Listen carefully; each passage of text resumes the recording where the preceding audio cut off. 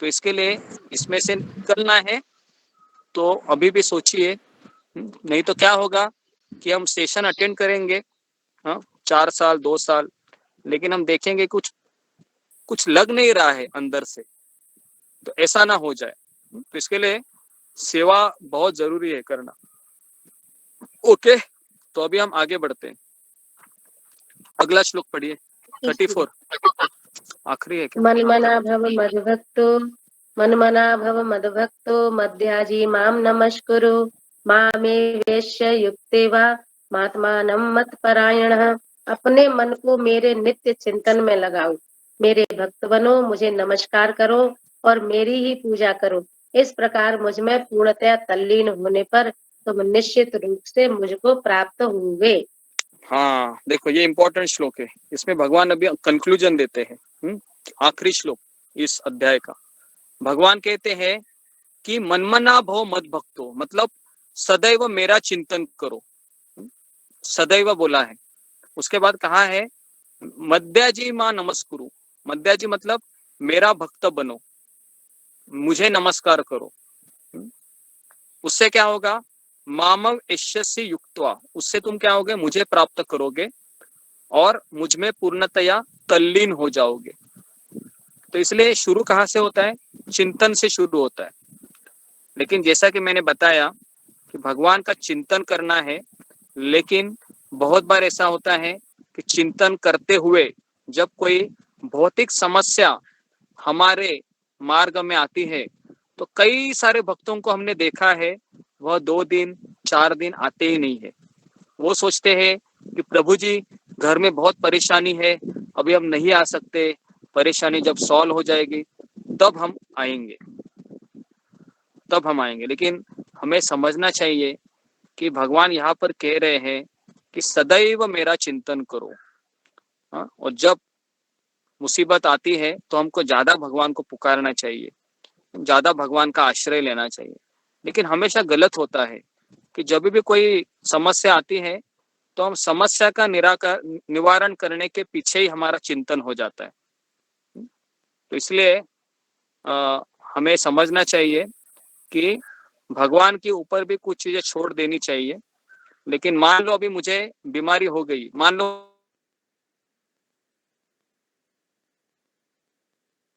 लेना, वो मेरा कार्य मैंने कर दिया, अभी मुझे वो, उसके बाद फिर मुझे क्या करना चाहिए? आवाज नहीं आई थी, अभी थोड़ा सा बीच में कट गया था। आवाज नहीं आ रही थी। हरे कृष्णा हरे कृष्णा। अभी ठीक है। आ रही है प्रभु, आ रही है, आ रही है, अब आ रही है प्रभु। हरे कृष्णा कृष्णा कृष्णा हरे हरे, हरे राम राम राम हरे। हाँ, तो मैं ये बता प्रभु रहा आ था, रही है। हाँ, तो मैं ये बता रहा था कि जब कोई संकट आता है हमारे जीवन में, तो हम क्या करते हैं? हम उस समस्या के ऊपर ही ध्यान देते हैं और भगवान का भजन छोड़ देते हैं। तो इसलिए मैं आपको बार बार कह रहा हूँ, जब भी कोई संकट आएगा, भगवान के पास जाइए और रोइए जरा, भगवान से कहिए कि मुझे आपको छोड़ना नहीं है, मुझे इन समस्याओं से निकालो आप, है ना। तो द्रौपदी के जीवन में संकट आया था। द्रौपदी के 5 पति थे।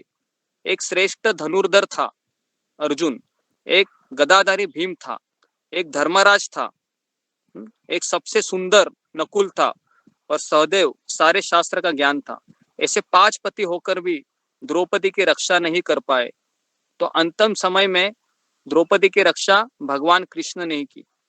तो इसलिए हमें समझना चाहिए कि हमारे पास चाहे अच्छा पति हो, अच्छा पत्नी हो, अच्छे बच्चे भी हो, अच्छा घर हो, अच्छा बैंक बैलेंस हो, अच्छा एजुकेशन हो, लेकिन हमें पता होना चाहिए अगर कृष्ण की इच्छा है कि मैं इनके ऊपर आश्रित मत रहूं, हाँ, तो फिर शायद कृष्ण आपको सारे मार्ग बंद कर देंगे और कृष्ण कहेंगे मेरे ऊपर आश्रय, मेरा आश्रय ले लो करके।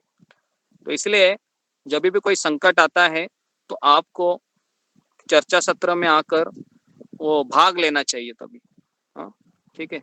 नहीं तो क्या होगा? हम सदैव चिंतन नहीं करेंगे फिर, ठीक है। उसके बाद भगवान कहते हैं कि मध्याजी मां नमस्कुरु, तो हमको भगवान को नमस्कार करना चाहिए। उससे क्या होगा? उससे भगवान हमको प्राप्त हो जाएंगे। ठीक है, तो यहाँ पर हमारा जो श्लोक है वो 9वां अध्याय पूरा हो जाता है। कल से हम उपदेशामृत चालू करेंगे, तो कल सभी लोग जरा एक हफ्ते के बाद हम वापस 10वां अध्याय 10 से 18 अध्याय पूरा करेंगे। तो एक चीज आपको यहाँ पर बताना है कि एक भक्त के लिए भक्त की कसौटी,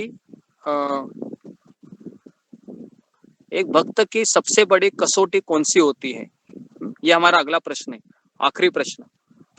लिखिए, एक भक्त की सबसे बड़ी कसौटी कौन सी होती है? कौन बताएगा मुझे, भक्त की सबसे बड़ी कसौटी कौन सी होती है? और आपको उदाहरण देने हैं शास्त्र। 4 नियमों का पालन करना। 4 नियमों का पालन नहीं प्रभु जी, जैसे कि हमें गीता क्लास अटेंड करना होता है, लेकिन हमारे भक्ति में रेगुलर हमारे घर में बहुत प्रॉब्लम्स आती है, नेटवर्क नहीं रहता है, लेकिन फिर भी हम गीता क्लास जपा क्लास अटेंड करते हैं बिना कुछ सोचे। हाँ, नहीं भक्ति के प्रयास में लगे रहते। भक्ति में रेगुलर होना, रेगुलर। हाँ, भक्ति में देखिए, रुके रहना। जीवन में विचलित करने वाली परिस्थिति भी आएगी, इसमें भी हमको अविचलित रहकर भगवान के सत्र में भाग लेना, इसको भक्त की कसौटी कहा जाता है। क्योंकि विचलित करने वाली परिस्थिति आएगी आपका मन, और उस परिस्थिति में भी भगवान का आश्रय लेकर सदैव भगवान का चिंतन करना कि कृष्ण की क्या योजना है मेरे जीवन में, है ना। कृष्ण के सामने हमको जाकर रोना चाहिए। तो अगर मान लो कि दुख ज्यादा हो जाते, है ना, भक्तों का संग लेना चाहिए, जपा करना चाहिए, क्योंकि यही एक संजीवनी बूटी है हमारे लिए, क्योंकि ये अमृत है। ये हरे कृष्ण महामंत्र अमृत के समान है, क्योंकि ये हमको जन्म मृत्यु के चक्र से निकलने के लिए सहायता कर रहा है। तो इसके लिए भक्त का, तो इसके उदाहरण कौन देगा मुझे, किसके जीवन में ऐसी परिस्थिति आई थी और उसने कृष्ण का शरण लिया? हाँ, सब लोग मुझे कुंती महारानी। हाँ, कुंती महारानी, द्रौपदी और मीराबाई प्रहलाद, और प्रहलाद, प्रभुपाद जी, ओके, और पांडव, पांडव और ध्रुव, ध्रुव नहीं था, कुंती महारानी बहू थी ना बहू। प्रहलाद जी थे गुरुजी, प्रहलाद जी भी तो थे। प्रहलाद थे, सुदामा जी, सुदामा ने कैसे आश्रय लिया? अर्जुन, गुरु जी कश्यप ऋषि हो सकता है, कश्यप ऋषि वो हमेशा कश्यप ऋषि ने रेगुलर क्या रहते थे, मतलब वो रेगुलर रहते थे अपनी भक्ति में रेगुलर। रेगुलर नहीं, आपको यहाँ पर ना अविचलित परिस्थिति का उदाहरण देना है उसके जीवन में, और उसने भगवान का आश्रय लिया। ऐसी जैसे में परीक्षित महाराज है ना, परीक्षित महाराज, उत्तर परीक्षित महाराज 7 दिन, और उन्होंने भगवान को छोड़ा क्या कि अभी मेरा 7 दिन में मृत्यु होगा, भगवान को छोड़ देता हूं। नहीं छोड़ा। ओके, और कौन सा है उदाहरण आपको याद आ रहा है? हाँ, हरिदास ठाकुर, हाँ, वेरी गुड, हरिदास ठाकुर। और कौन सा याद आ रहा है एग्जाम्पल आपको? कुंती महारानी, कुंती महारानी हो गया, मीराबाई भी हो गया, और आप हो ना, जीसस क्राइस्ट, तुकाराम महाराज, संत गोरोबा कुंभार, हाँ, तुकाराम महाराज, सुदामा है। नहीं है सूरदास जी, रेदास, मुझे उनके, हाँ जी, अभी सारा लंबा लिस्ट आ जाएगा सारे संतों का। ठीक है, अच्छा, यीशु क्रिस्त भी एक है।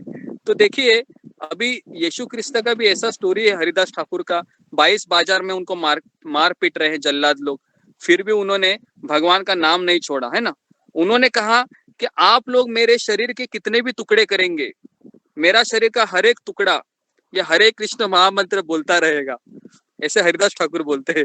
सोचिए, एकदम खतरनाक है वो। अगर आप वो पढ़ेंगे ना हरिदास ठाकुर का, आपको ऐसा लगेगा क्या, ऐसा विश्वास कब आएगा भगवान मेरे में, है ना। हमें कोई ऐसे चाकू दिखाएगा ना तो भी अब डर जाएंगे, बोलते हैं कि बोलेंगे अभी अब भगवान का नाम नहीं लेंगे, बराबर है ना।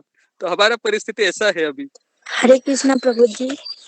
के साथ ऐसा क्यों होता है, जैसे हरे इतना कृष्णा पीड़ा प्रभु जी। उसको मिलता है? अब मैं नहीं डरूंगी। हाँ, अच्छा है। हाँ, इनके जीवन में भी कुछ अनुभव हुआ था, आपको बताना है अभी?